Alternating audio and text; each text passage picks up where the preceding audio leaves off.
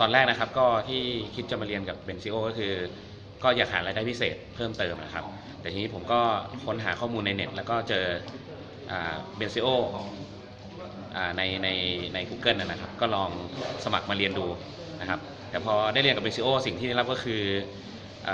ระบบโคชชิ่ง1 2 3 4นะครับที่อาจารย์เบนซ์ได้ดูแลแล้วก็แก้ปัญหาของผู้ขายนะครับทำให้